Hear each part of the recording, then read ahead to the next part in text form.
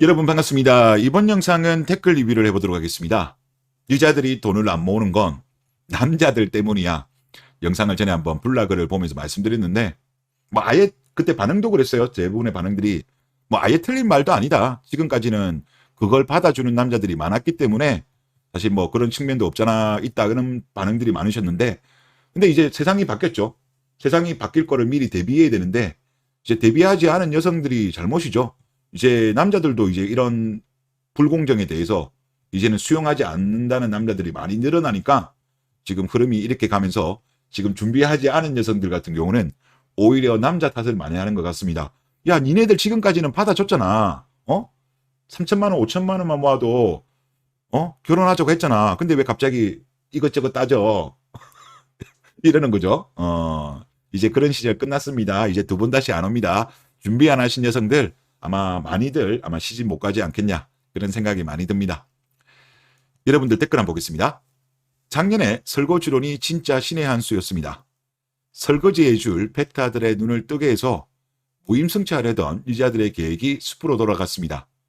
혼인율, 출산율은 더 떨어지겠지만 더 바람직한 방향으로 연애, 결혼 시장이 바뀌는 거라 다행입니다. 라고 했습니다. 예, 이제 과거처럼 남자들, 흑우짓하는 남자들이 이제 급감하고 있죠. 급감하는 게 실제 통계 데이터라도 이제는 확인이 됩니다. 그동안에는 그렇게 통계로는 안 보였는데 이번 4월달 인구 동향을 보면 확실히 남자들의 머리가 봉합이 많이 된 것 같고, 제가 볼 때 마통령 영향이 진짜 큰 것 같아요. 이제 설거지론 같은 경우야 사실 앞에 이 여자가 숨기면 몇 명의 남자를 만났는지 알 수가 없잖아요. 확인이 안 돼. 근데 마통론 같은 경우는 이거는 숫자로 확인이 되잖아. 야, 이제 결혼하려고 하는데 이제 남자가 자기 거 오픈하고 그럼 네 것도 한번 오픈하자. 요새 빚 많은 여성들 많다고 하는데, 몰래 숨기는 여성들이 많다고 하는데 아마 그런 커플들이 꽤 많았을 것 같아. 그러지 않고서야 한 달 만에 20.44%가 빠질 수가 없어요. 그 사이에 다른 이슈도 없었어. 마통론 한 개밖에 없었는데 이제 이게 되니까 이제 여자들 완전 확인 사살 해버린 거죠. 그러니까 실제 이렇게 돈을 모으지 않은 여성들은 막상 이제 상견례 다 마치고 나서도 언제든지 이제 파혼 당할 수 있다는 각오하셔야 됩니다.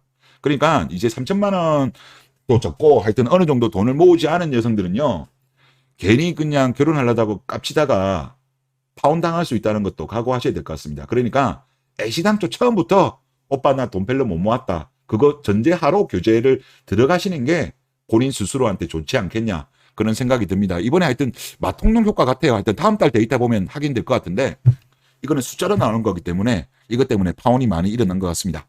자, 다음 댓글 한번 보겠습니다. 투잡으로 여러 가정의 모습을 보고 있습니다. 정말 제대로 남편을 존중하는 집 그리 많지 않습니다. 빽거리는 건 기본이고 남이 앞에 있건 말건 신경을 안 써요. 극고를 당해도 속으로 삭이고 사는 퐁퐁 형님들 보면 그냥 무섭습니다. 라고 하셨습니다. 자식만 아니면 이혼할 남자들 엄청 많습니다. 저는 좀 개인적으로 이제 동생들보다는 형들하고 좀 친하거든요. 친구랑 형들 위로 보통 만나는데 다들 보면은 자식 아니면 이혼했다 다들 이 말해요. 달고 살아요. 달고 살아. 그래요. 이런 분들 진짜 자식 때문에 참는 거지. 자식만 없으면 이혼한 가정들 엄청나게 많을 겁니다. 예, 다음 댓글 한번 보겠습니다. 예전에는 여자들 혼전 처녀도 많았고 20대 초반 본인 가치가 가장 높을 때 결혼을 하고 순진하고 허세도 없고 빚도 없고 가사 육아도 하고 그랬는데 요즘 여자는 이런 거 하나도 찾기가 힘듭니다. 자업자득입니다.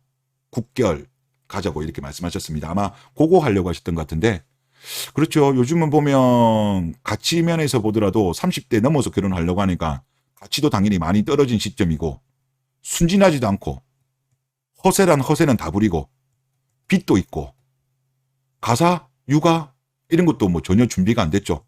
그러니까 요즘은 보면 예전에는 그래도 결혼하기 전에 여성들이 조금 준비를 하고 그랬거든요. 회사 다니면서도 그래도 이제 그동안에 요리 같은 거 아예 못했다라고 한다면 그래도 결혼하기 전에는 좀 배우고 시집을 가는 그런 거가 있었는데 요즘은 아예 그냥 이런 것도 없는 것 같아요. 이런 것도 없고. 그래서 남자들이 계속 국제결혼 쪽으로 빠지는 거는 자업자득이라고 봅니다. 자업자득이라고 보이고, 그리고 남자들 입장에서는 결혼할 메리트가 이제 많이 없어졌죠. 결혼을 한다고 해도 뭐 고마움이라든가 배려 같은 거를 못 받고, 그리고 굳이 30대 여자를 만나가지고 설거지를 해야 되나, 그런 어떤 거부감이 들기 시작했다 보니까 이제 설거지론, 더군다나 마통론까지 터지면서 더 이상 30대 여성을 만날 메리트가 많이 사라진 것 같습니다. 다음 댓글 보겠습니다. 크크, 말 나온 김에 경제 관련 이야기도 해주세요. 우리나라 채무가 만만치 않고 장기 저성장이라던데 라고 하셨는데, 최근에 국무총리실 산하 국책연구기관인 산업연구원이 이런 이야기를 했습니다. 보고서를 내놓았는데요.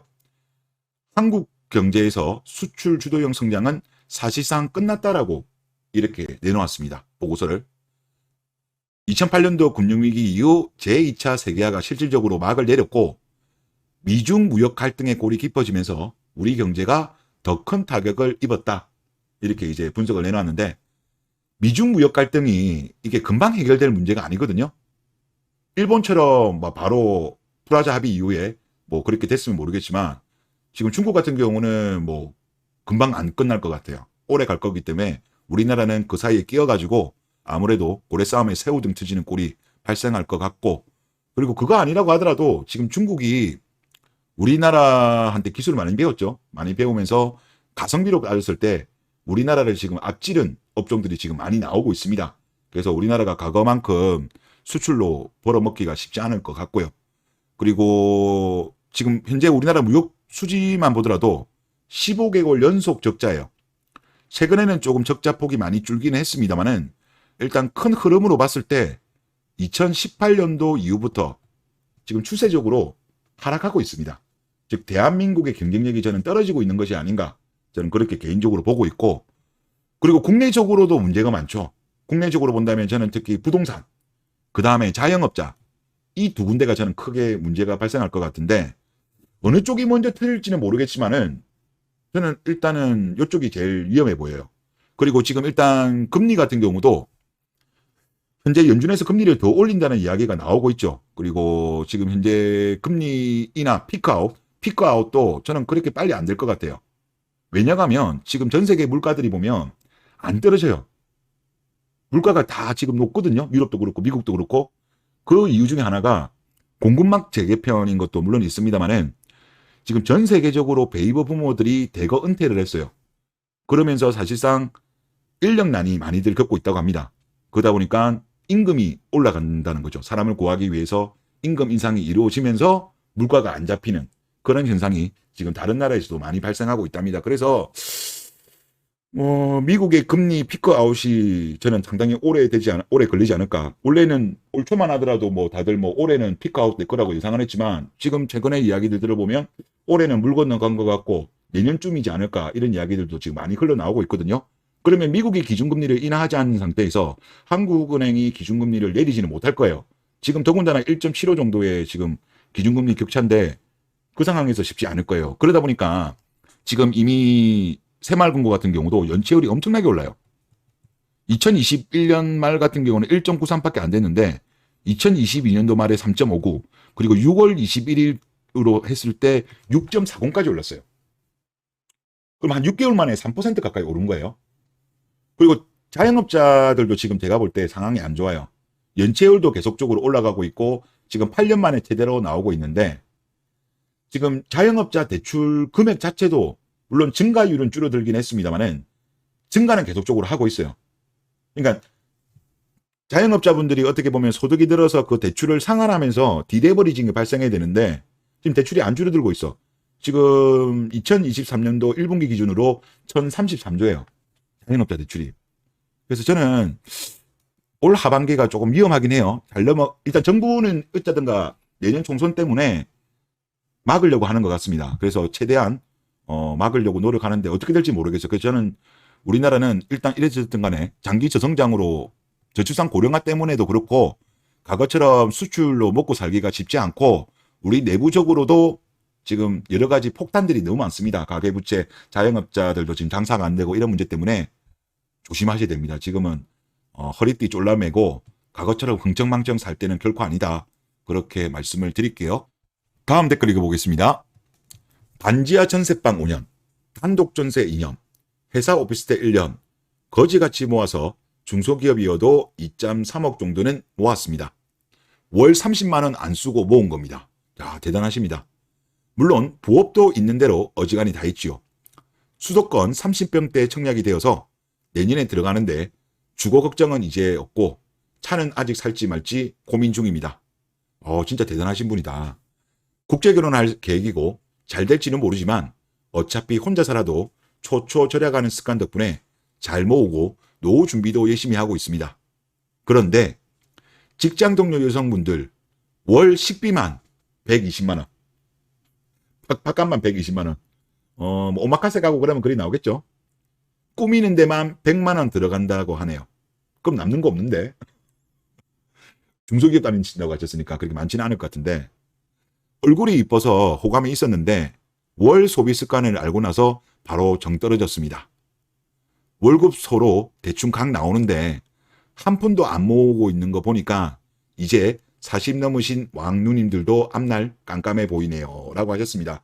와, 정말 열심히 사셨다. 대단하십니다. 정말 대단하시고 국제결혼 준비 중이시라고 하시는데 파이팅 하시길 바라고, 그리고 40대 넘은 왕누님들 걱정 안 하셔도 됩니다.